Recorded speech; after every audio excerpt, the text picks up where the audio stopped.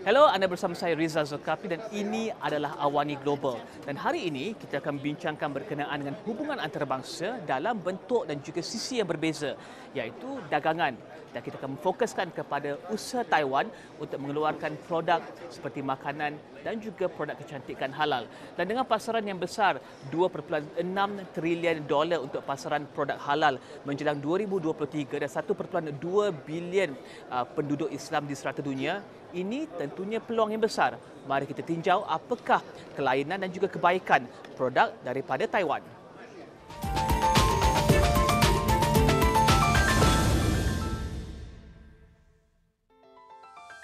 Hubungan luar dan diplomasi boleh dicapai menerusi pelbagai cara. Taiwan menerusi Taiwan Expo 2018 meningkatkan lagi penawaran ekspornya dengan produk halalnya dalam 3 industri: makanan, minuman dan produk kecantikan. Sasaran Expo ini adalah untuk meningkatkan lagi kerjasama dengan syarikat Malaysia untuk meneroka pasaran halal Asia Tenggara yang lebih luas. Selain produk halal, Taiwan juga giat menarik masuk pelancong Muslim dan kini adalah kelima dalam tangga dunia untuk indeks pelancongan Muslim global. AWANI Global meninjau Expo ini dan mendekati 3 entiti yang turut sama menyokong inisiatif Taiwan ini.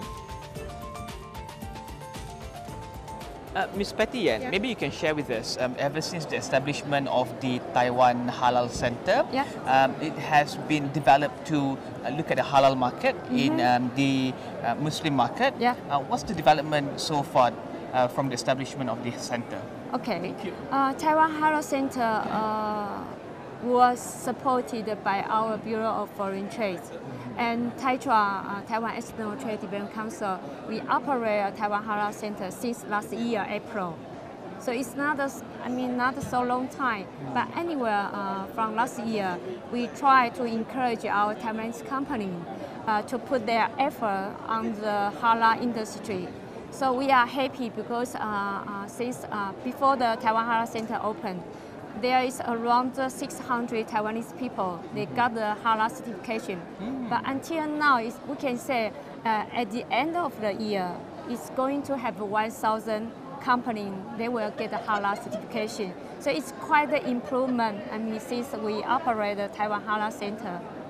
And are these all export companies? Yeah, they are all export companies. And of course, because in the Taiwan local market for the halal industry, we can say it's not so, quite big because not many Muslim people in Taiwan. But anyway, this year we have many Muslim travelers come to Taiwan.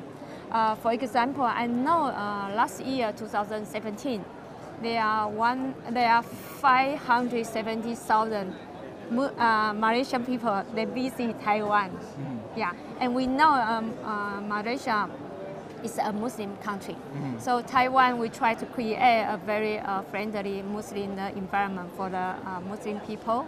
So until now, I know we have around 300 restaurants in Taiwan. And many playrooms in the import tourism place. I think previously, if you look at the halal market in Malaysia, for products coming in from usually Korea. So what is the difference between the products that are already available in the market from all these other countries with the products offered by the Taiwanese companies? I think Taiwan's food industry is quite famous in the world.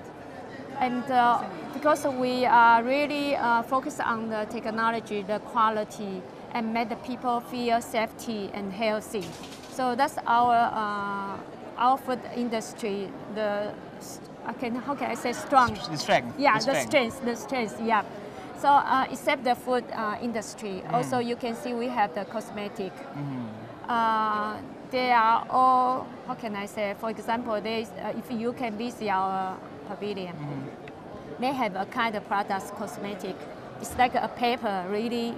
Just a paper, so you can put some water on the paper and to wash your face. Very easy, especially when you are traveling to the other countries. When you're traveling, so it's easy for you to apply. So that's the technology from the Taiwan side. So we want to introduce the most innovation products to the Malaysia people, Malaysia friends. Yeah. And this is also supported by the president herself. Yeah. Maybe you can share with us the aspiration for the president of Taiwan to support this and to expand the halal market in Taiwan, and also to have the Taiwan halal products brand outside there. We plan to join different exhibitions. For example, this year we joined the MIHAS. MIHAS, you know, is Malaysia halal showcase in here. And also next year we are going to join the Malaysia International Food Show. It's a bigger one. And then we will bring a delegation here to Malaysia to meet with the Malaysian company. And how can we cooperate together? Because we know Malaysia, you have very good material for the halal, and also we have the good technology. And so we want to link together with the, build a communication platform for the Taiwan side and also the Malaysian side, so we can get a closer cooperation together. And so, mention about the brand that you just mentioned, And this time you can see from our pavilion, they are all brand name, really well known in Taiwan and also in the international market. They already export to American, Canada, Japan, Europe, and now they start to focus on the halal market. So that's why we invite them to enter the Malaysian markets, and we hope all the people, the friends from Malaysia, can enjoy our food. Speaking of cooperation, the Malaysian halal certification has always been valued by Taiwan and Taiwanese companies, and it's also a stepping stone for Taiwanese companies or companies in Taiwan who want to enter the Middle East market. What are some of the future strategies or cooperations that we can expect from Taiwan and Malaysia, and between Taiwan and Malaysia in the future? First one, we exchange, we invite Jakin and HTC to Taiwan, and we host some seminar. And so because we know the Malaysia, you have very good halal industry and all certification from Jakin and HTC. So every year we have this kind of exchange. We invite the professional to Taiwan and training our Taiwanese company. It's the first one. And the second one, we lead the delegation here. And also Malaysia will lead the delegation, Malaysian company to the Taiwan. So we have very good connection like this one. And thirdly, we join the food show or the halal show for each side. Every year in June, we have Taiwan Taipei food show. Also, you have the Malaysian food show. So we organize the country pavilion in each side. So through these three different ways, we have, get a further cooperation for the two countries. With about 0.2% of the 23 million population in Taiwan, a Muslim population, how do you grow the market? So you've got the tourists coming in, but how else do you grow the domestic market in Taiwan? Because not just the travel people to Taiwan. Also, Taiwan we have many Muslim workers from Indonesia and also from the other Muslim countries. So right now we can say in Taiwan we have around 700,000 Muslim people will visit Taiwan or stay in Taiwan. But anyway, because Taiwan, if we want to explore the Muslim market, we should go outside for the international market, not just focus on Taiwan market. Okay. When we look at some countries in the East Asia, there are some countries that are not very Muslim friendly. Is Taiwan a different country as opposed to all these countries? how would Muslim tourists feel when they go to Taiwan? Do you have all the facilities for Muslim tourism in Taiwan? Yeah, we can say, of course, we still have a lot of space to go. But anyway, I want to share you two news. One is, do you know there is a Muslim organization in Singapore? Every year, they try to publish a report, tell all the people, non-OIC organization, Taiwan is the fifth best destination for the Muslim people. So we are happy because last year we are 7 and this year we are 5th. So that means we have a lot of improvement. Okay, and the second one is Malaysia. You have international travel center. Yes. Okay, and they will have an award. And they told us Taiwan was one of the awards. Okay, and Taiwan is the only foreign country to get this award. Okay. I mean, for the friendly Muslim environment. So we are happy to know, Taiwan recognized by the Muslim people, by the Malaysian people. They think we are a really good friendly, have a really good friendly environment for you.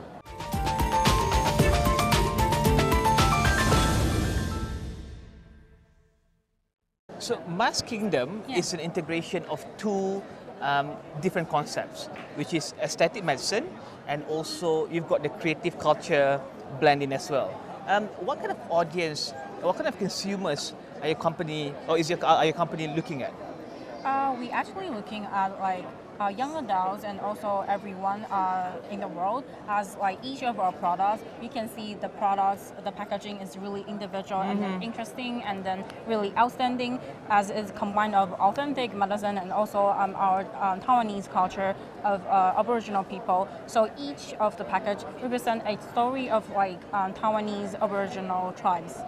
Yeah. Tell us a bit more about these Taiwanese Aboriginal tribes and how are they influencing the product? Is it in just the design or the ingredients as well?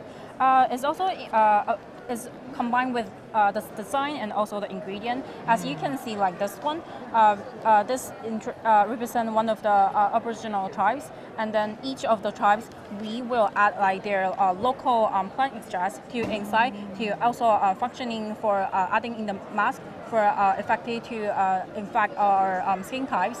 And so this one is also we are not only represent encouraging the local artists of Taiwanese original, and also we're like promoting their culture as well. And have you got really good response to the product so far? Yeah. So far, you can see all the products. We are penetrating in European countries like such as UK, Spain, Italy, and also in Southeast Asia, like such as Thailand, Singapore, Malaysia, and also we are like penetrating in China, Japan, and also a part of North America as well. So you can see the products is already, you can see like the brand of Mass Kingdom is already in worldwide. But why is that important to get the halal certification besides the big Muslim market? Because I see a lot of Taiwanese products, they're very high quality. Will the halal certification also add to that quality and to the USP of the product? Yes, of course. As like you can see, like all our products is already having like all kinds, like it's already passed like all kinds of like regulation in worldwide, such as USDA, FDA, USDA, like such like that. And also we have like EcoCert. We also have like a bio thing, but like everything beside that. We're like thinking of we have to also targeting also like Muslim, as like I know like you guys are like really how do you say it, is like really appreciate the like religion things. So we are thinking like we are also have to like take care of like those people, as like Muslim is a really simple and then plain thing, but like our products you can see is also another fashion as well. So we're thinking besides like giving like good quality of the products, we're also giving like somehow a little bit of fashion for them as well. And the Muslim population is, of course, all over the world, and it's not just concentrated in one particular country or in one particular region. Is this well received by Muslims all over the world? What was the response to the product, to the design?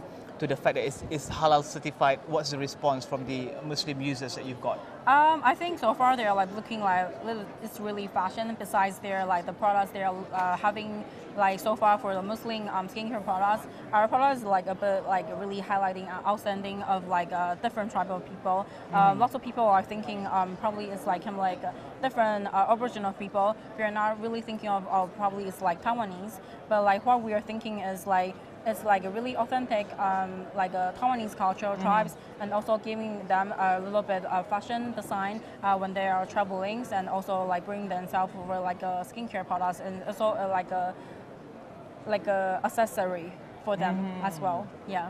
So culture and also identity is important to the company, of course, I think, Mas Kingdom. Share with us about that and about how Taiwan is moving forward, being proud of their culture and the many different cultures that it has in Taiwan.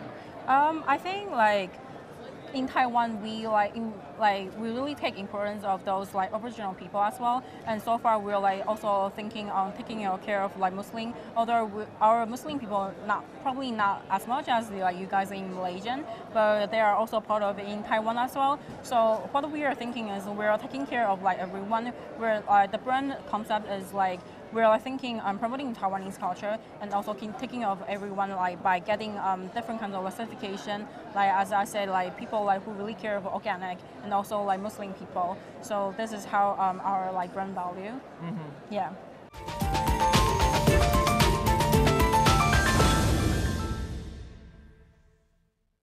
So let's start with the product. You've got lots of teas in front of us here. Tea is such an easy culture, but surely it's not an easy task to promote and brand products like this in Southeast Asia with the abundance of already available products in the market. How do you see the strategy promoting 315 moving forward? Sichuan of 3:15 p.m. we are very specialized in tea. So whatever we are trying to do is we want to let more people to understand the message of drinking tea. It is actually a very healthy practice to every single people as well. But what's the difference between the teas produced in Taiwan and the teas produced here? Is there a different taste profile? Is there a different culture to it? I would say that they all comes with different characteristics. It's just like for Taiwan tea, we are specialized, or I would say that something that can represent Taiwan tea would be oolong tea. And this is what also we are featuring all of our products with the combinations of oolong tea. So right now, whatever we can see that the original milk teas and all of these milk teas and flower teas, they all mix with oolong tea. So it's a little bit different because it tastes even nicer than a lot of the tea out of the world. So and oolong also bring you some of the meditation effects, so you can feel refreshed, or you can feel even more comfort when you drink the tea. And it's not just exporting products, right? It's also exporting the culture itself. So how do you suit that to the taste profile in Southeast Asia, to the other tea drinkers in Southeast Asia? Is it easy to export a particular culture like the tea drinking culture into Southeast Asia to introduce something newer? I would say that not only Southeast Asia, but all around the world people love tea. So whatever the tea is, they will definitely try it, and they will definitely try to adapt the preferences from other places. So I believe that is actually a very simple task, but of course you have to implement and penetrate a lot of different kind of strategies in Malaysia. That's why we have halal. Okay. Yeah, so I really have to bring in the importance of having halal food.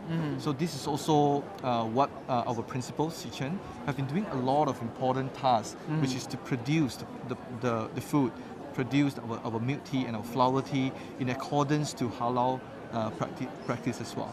So they're doing a very good job, I would say. So it also leads us to a very successful import to Malaysia and easy to distribute to different consumers in Malaysia. So not only Malaysia, I would say that Southeast Asia, we have around 61% of Muslim consumers. All around we have about 600 million plus of populations in Southeast Asia. So Malaysia, we have a very mature market. So I believe that by bringing these products to Malaysia, we can, we want people to hear about these products. Okay, so let's talk about the name, because I really have to ask you about the name. 3:15 p.m., is that suggesting what time I should have my tea in the afternoon? Yeah, what does it mean? 3:15 p.m. is actually a concept of tea time. Okay. So when we come to the afternoon, maybe we a little bit our productivity is a little bit slow down, Okay. it's time to get the tea. So there are many choices of beverage in Malaysia. Okay, we do have a lot. So why not we just bring something new, something even fresh, to the Malaysian consumers, the corporate offices, so that they have something new to try. So we can target a lot of different kind of audience. I would say from the age of 18 up to 60s, because they are all tea.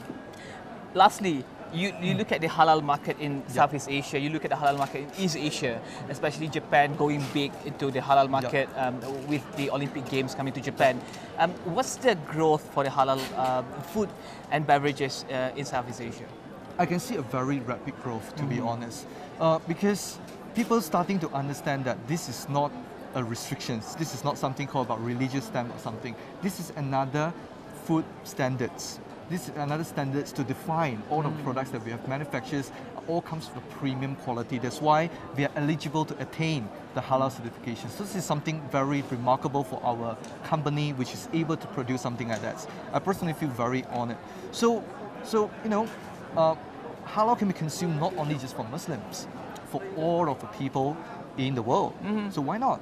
So we want to make sure that all of the people in the world are able to enjoy our product. So by attaining halal certifications, I believe that, as what I say, this is a very big bonus for our company. And our slogan for 3:15 p.m. you can see on the box is anytime, anywhere. So not just for tea time, you can drink it anytime, maybe in the morning or maybe at night. So if you definitely love tea, you will definitely love our range of products.